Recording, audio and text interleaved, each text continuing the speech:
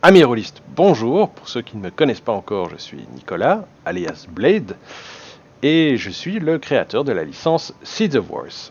J'ai décidé de faire cette petite vidéo aujourd'hui, un nouveau format. On verra si c'est utile, s'il y en aura d'autres. Pour vous présenter, pour vous expliquer comment créer votre propre univers de campagne en utilisant l'application web de Seeds of Wars.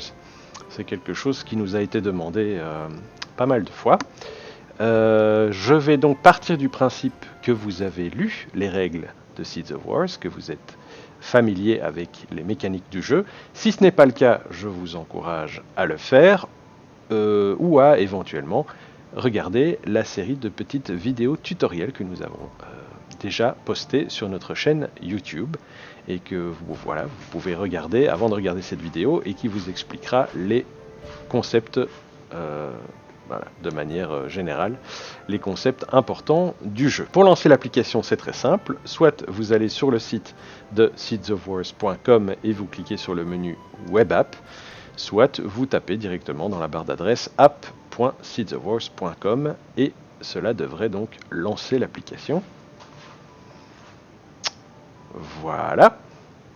Ensuite, pour créer une nouvelle partie, c'est ma foi assez simple. Il suffit de cliquer sur le bouton Nouvelle campagne et vous serez à ce moment-là soumis à un choix. Dans ce premier champ, ici vous devez choisir si vous voulez créer un nouvel univers ou choisir un univers existant.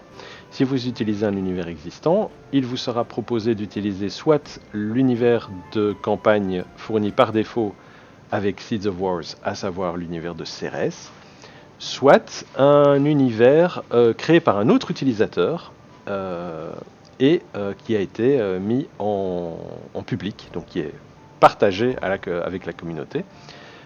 Ici, bien sûr, le but de cette vidéo, c'est de créer un nouvel univers de campagne, et je choisis donc la première option, l'option par défaut.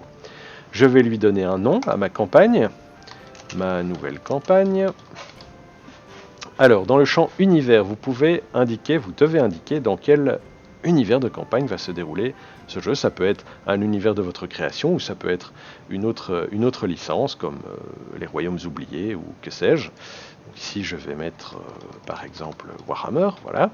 Vous pouvez choisir le système de jeu, vous pouvez indiquer le système de jeu, donc quel système de règles vous allez utiliser pour la partie gestion de personnages et gestion de vos aventures, puisque pour la partie gestion de domaine, bien évidemment, ce sont les règles de Seeds of Wars qui s'appliquent.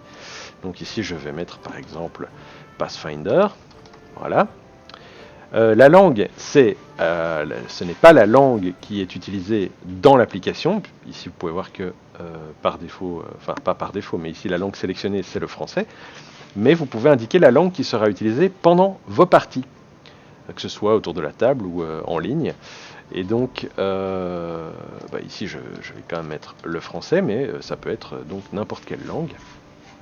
Et cela permettra aux joueurs qui souhaiteraient rejoindre votre campagne de savoir dans quelle langue vous allez vous exprimer pendant la partie.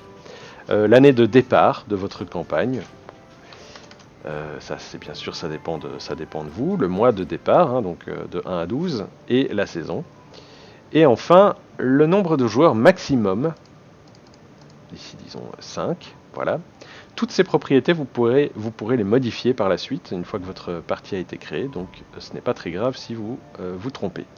Il faut choisir un fichier, voilà, et à savoir la carte de votre univers de campagne, donc il faut nécessairement choisir une carte. Attention, la taille du fichier est limitée à 10 mégas, donc assurez-vous bien que le fichier de votre carte ne dépasse pas 10 mégas. Et je mets une description. De nouveau, c'est une indication qui apparaîtra pour les joueurs qui souhaiteraient rejoindre votre partie, si votre partie est publique, et ils pourront lire la description, ça leur donnera une idée du thème de votre campagne. Vous pouvez ensuite, enfin, choisir si vous voulez que votre partie soit privée, auquel cas seuls les joueurs à qui vous envoyez une invitation pourront rejoindre votre campagne, ou alors vous la laissez en public et n'importe qui peut faire une demande pour rejoindre votre campagne, demande que vous pouvez bien sûr accepter ou refuser. Ici je vais la mettre en privé. Il n'y a donc que nous qui verrons cette campagne. Une fois que j'ai créé ma campagne, que j'ai donc appelée ma nouvelle campagne, voilà, l'application va créer la campagne avec la carte que j'ai téléchargée. Voilà.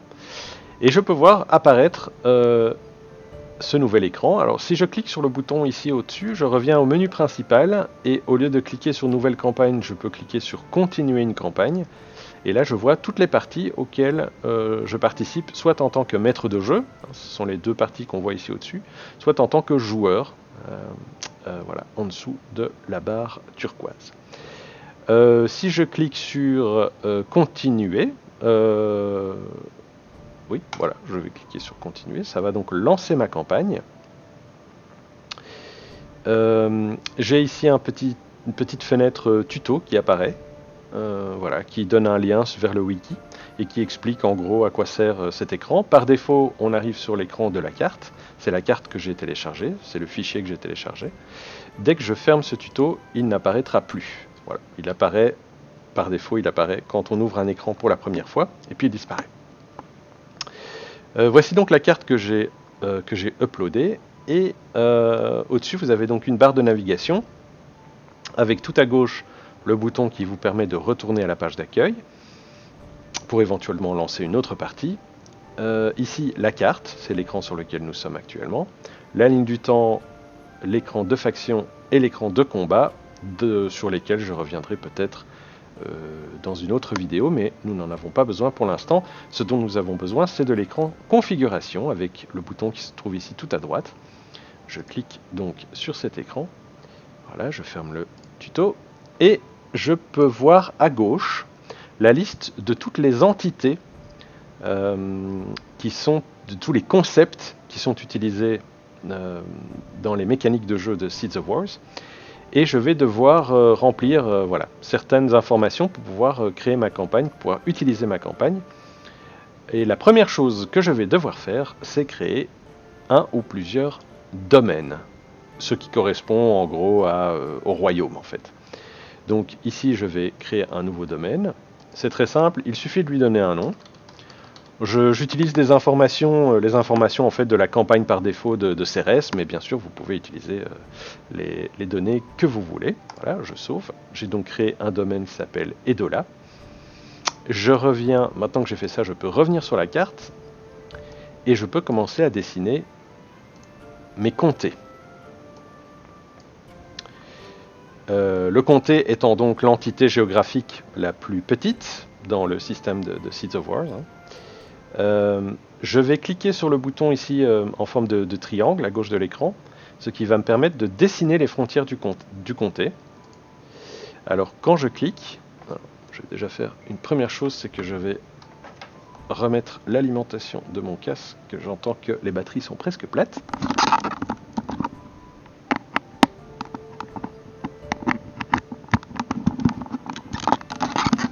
Voilà, voilà. Alors le comté, ben, je lui donne un nom. Je vais l'appeler Etendav. Je choisis le domaine auquel ce comté appartient. Ce sera Edola. Voilà. Et je peux, à présent, commencer à dessiner les frontières du comté en déposant, voilà, en cliquant, pour poser des petits points sur la carte. Alors, il est très important que les points soient suffisamment rapprochés afin que l'application puisse calculer correctement les frontières du domaine, qui est donc composé de un ou plusieurs comtés. Voilà, je termine le polygone et j'ai ici le premier comté qui apparaît. Je peux en dessiner un deuxième.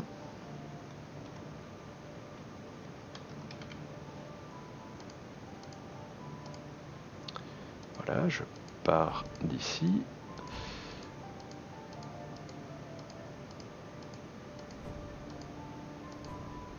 Voilà. Alors, on a ici un bon exemple. Je zoome un peu plus. Vous pouvez voir que les frontières du domaine, qui sont donc représentées par la ligne orange, n'épousent pas correctement les formes des comtés. Vous pouvez voir ici qu'il y a un petit problème. Et donc, qu'est-ce que je fais? Je sélectionne le comté, je ferme le panneau coulissant, Et tout en bas à gauche, j'ai un bouton avec un petit crayon, je clique dessus, et cela va me permettre de modifier les frontières du comté en utilisant un glisser-déposer, un drag and drop. Je vais bouger les points vers la gauche ou vers la droite, ce qui va automatiquement rajouter des points. Voilà, je rajoute des points, comme ceci. Voilà, comme ça devrait être bon. Et je reclique sur le même bouton avec le petit V cette fois, pour valider. Ah, alors je peux voir que ça a validé en dessous.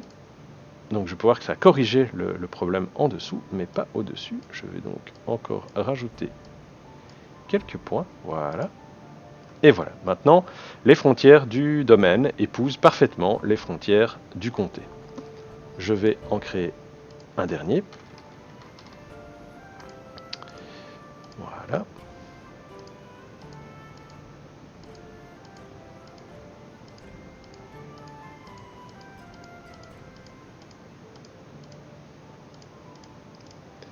Et vous allez donc devoir faire ça pour tous les comtés de votre campagne, de votre univers de campagne. Alors, dans l'univers de campagne par défaut de CRS, il y en a beaucoup. Il y en a plus de 200, mais évidemment, vous pouvez très bien créer un univers de campagne avec un seul comté. Voilà, donc vous pouvez voir qu'il y a maintenant un domaine, donc le domaine des Dolas, qui compte 3 comtés. Alors, je peux également créer un comté qui n'appartient à aucun domaine. Donc des terres non revendiquées, des terres qui ne sont contrôlées par aucune faction. Voilà, je vais l'appeler Terra Incognita. Je laisse donc le choix par défaut non revendiqué et je vais entourer l'île qui se trouve ici au nord. Et vous allez voir que le fond sera de couleur rouge, ce qui signifie qu'il s'agit là d'un comté qui est non revendiqué, qui n'est donc contrôlé par aucune faction. Une fois que j'ai fait cela, je peux retourner dans l'écran de configuration et je peux commencer à remplir d'autres tables avec les informations qui sont indispensables pour pouvoir jouer une campagne de Seeds of Wars. Je vais commencer par remplir quelques propriétés des 3 comtés que je viens de créer. Donc si je sélectionne un des 3 comtés d'un des 4 comtés que je viens de créer ici dans la table, je peux changer le type de terrain. Ici je laisse plaine parce qu'il s'agit de la plaine, mais je pourrais mettre montagne, forêt, voilà. Je vais dire que ce comté est niveau 2, niveau 3. Je peux lui rajouter des facteurs atténuants, qui sont donc les facteurs qui permettent d'augmenter le niveau maximum que peut atteindre le comté. Ici, il est au bord de la mer, donc je mentionne qu'il y a présence d'un littoral accessible. Et je peux également lui ajouter un trait. Les traits étant donc des petits bonus ou des petits malus qui s'appliquent au comté. Et je vais dire qu'il est prospère. Voilà, il est prospère ce comté. Je sauvegarde. Je fais la même chose avec les 2 autres comtés des Dolas. Voilà, ici niveau 2, également littoral. Voilà. Et je termine avec Triran, qui est niveau 4, qui possède un niveau de connexion de 3, de fortification de 2, de prestige de 1 et de navigation de 2. C'est la capitale. Il y a également un littoral et ce comté est sacré. Voilà, je sauvegarde. À présent, si je retourne sur la map et que je clique sur Triran, je peux voir dans le panneau ici à droite avec les détails du comté qu'il est niveau 4 sur un maximum de 10, qu'il est majoritairement composé de plaines et qu'il a un niveau de connexion, de fortification, de prestige et de navigation qui correspond bien aux valeurs que j'ai introduites dans l'écran de configuration. Maintenant que j'ai terminé avec les comtés, je vais créer les factions. Voilà un autre concept indispensable du jeu. Je vais donc créer une faction que je vais nommer Edola, et qui est donc la faction, la famille royale par exemple, qui contrôle le domaine d'Edola. Donc je vais dire que cette faction contrôle le domaine d'Edola. Toutes les factions ne contrôlent pas des domaines, bien sûr. Je veux dire que c'est une faction dont le type principal est le type foi. Je vais lui assigner une valeur, un certain nombre de points de fortune et de points d'influence de départ. Je pourrais charger une image, donc un blason héraldique. Je vais sélectionner son siège du pouvoir qui sera le comté de Triran. Le niveau de cours, je le laisse. Et je vais cliquer la petite case défaut et favoris. Alors défaut, cela signifie que quand j'ouvrirai l'écran de faction, par défaut, la faction qui apparaîtra quand j'ouvre l'écran, ce sera la faction des dollars. Et le fait d'avoir cliqué sur la petite boîte favoris, cela signifie que à chaque fois que j'aurai une liste de factions dans laquelle je dois choisir une faction, eh bien, les factions qui ont la petite box favoris cochée apparaîtront au sommet de la liste, ce qui me permettra de les sélectionner plus rapidement. Voilà, je sauvegarde cette faction et je vais créer une autre faction que je vais appeler Terre et Ciel, qui sera également une faction de type foi mais qui ne contrôle pas de domaine. Je lui assigne un certain nombre de points de fortune et d'influence de départ. Je dis que son siège de pouvoir est par exemple à Etendav. Je dis que son niveau de cours est de 2. Aussi favori, pas défaut bien sûr, parce qu'il ne peut y avoir qu'une seule faction sélectionnée par défaut. Donc si je coche la case défaut, ça va enlever, ça va décocher la case défaut de l'autre faction, des deux-là. Voilà, je sauvegarde. Voilà, j'ai donc maintenant 2 factions créées, et bien sûr il va vous falloir créer toutes les factions qui interviennent dans votre univers de campagne. Une fois que j'ai créé les factions, je vais créer des personnages. Alors ces personnages représentent les personnages importants de votre campagne, à savoir les leaders des factions, les conseillers également des factions, et éventuellement d'autres personnages importants que vous aimeriez avoir, que vous aimeriez voir figurer dans la liste. Alors je vais créer le leader de la faction des Dollars, qui s'appelle Nilro. Je vais dire qu'il a une valeur de compétence ordre de 2 x 3, voilà. Une réputation de 24, et je vais dire que c'est un lanceur de sorts, ce qui signifie qu'il sera capable d'apprendre des sorts de royaume et de lancer des sorts de royaume. Je dis qu'il appartient bien sûr à la faction des Dollars, et que c'est le leader de la faction. Voilà, je sauvegarde, et je vais créer un deuxième personnage, je vais l'appeler Syrah. Voilà, niveau de foi 1, pas de réputation, c'est un conseiller de la faction des Dollars. Et c'est également un lanceur de sorts. Je sauvegarde. Voilà, vous créez tous vos personnages. Mentionnons également que si l'une des factions est contrôlée par un personnage joueur, eh bien vous allez bien sûr créer le personnage joueur et vous allez choisir le joueur dans le champ ici. Et bien sûr pour le moment la liste est vide puisque je n'ai pas de joueurs encore ayant rejoint ma campagne, mais une fois que les joueurs auront rejoint votre campagne, vous verrez ici la liste de tous les joueurs que vous avez acceptés et vous pourrez choisir quel joueur incarne le personnage de Nilro et contrôle donc la faction des Dollars. Une fois que j'ai créé des personnages, eh bien je vais créer mes actifs. Alors les actifs, évidemment, un élément important, c'est assez facile à créer, je choisis la faction, le type d'actif, voilà, le comté dans lequel se trouve l'actif, le niveau de l'actif, et je sauvegarde. Je vais en créer un deuxième, je vais dire que c'est un actif de type foi, dans le même comté, niveau 4, voilà, et je vais créer un troisième actif pour l'autre faction, qui est donc un actif de foi. Voilà, et je le laisse au niveau 0. Si je me rends à présent, je vais encore en créer un quatrième, vous verrez tout de suite pourquoi. De foi également, je vais le créer à Baessa. Je vais dire qu'il est niveau 1, voilà, je sauvegarde. Si maintenant je retourne sur la map, et que je clique sur Triran, vous pouvez voir que les actifs que j'ai créés apparaissent ici dans la table.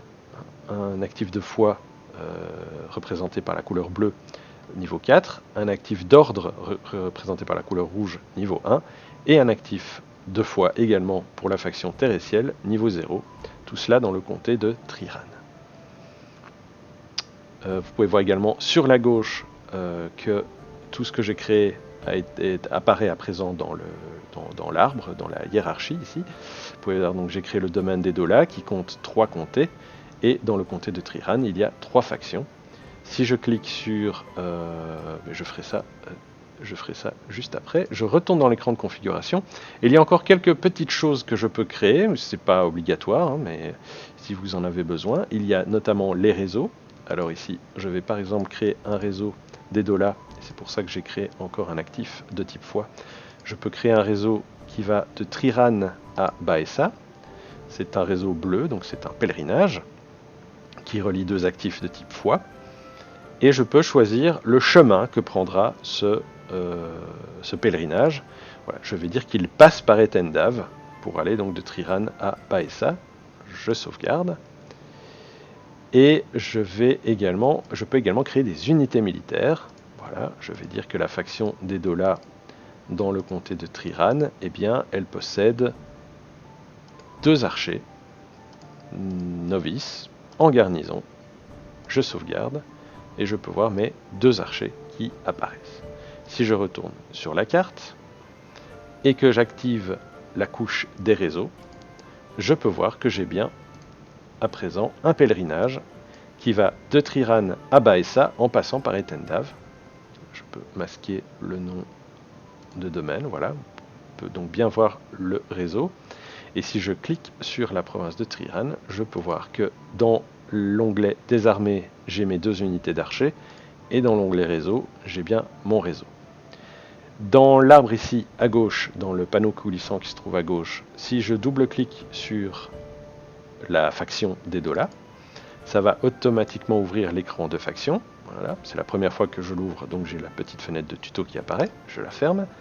Et j'ai ici toutes les informations sur Edola, donc les informations générales, les 3 comtés que j'ai créés, les actifs que j'ai créés pour Edola, les 2 archers que j'ai créés et le réseau que j'ai créé également. Voilà, il suffit de donc faire tout ça pour toutes vos factions, tous vos actifs, tous vos personnages et tous vos domaines.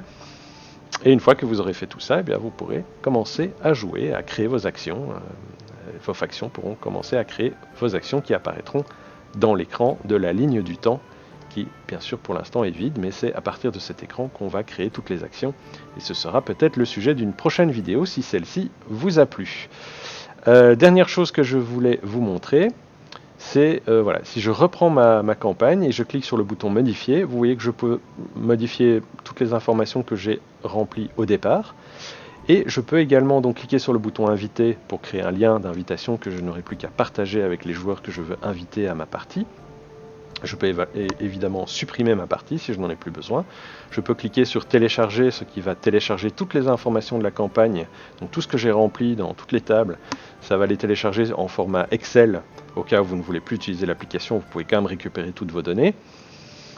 Et enfin, le bouton modèle, qui va me permettre de créer un modèle à partir de la campagne l'univers de campagne que je viens de créer. Et donc, si je clique sur modèle, si je tape modèle démo, je lui mets voilà une description quelconque et que je dis que c'est un modèle privé, il n'y a donc que moi qui pourrais l'utiliser. Voilà, je clique sur sauvegarder.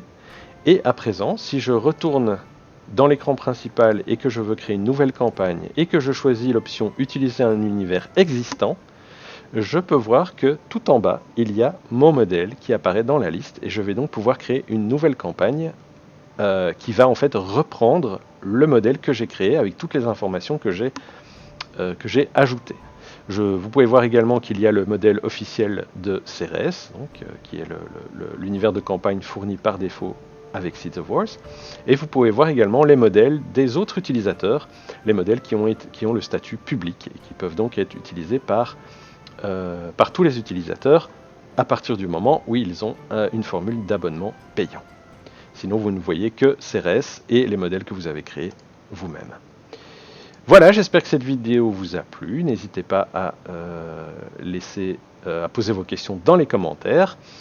Et je vous dis à très bientôt pour une prochaine vidéo. Ciao, ciao!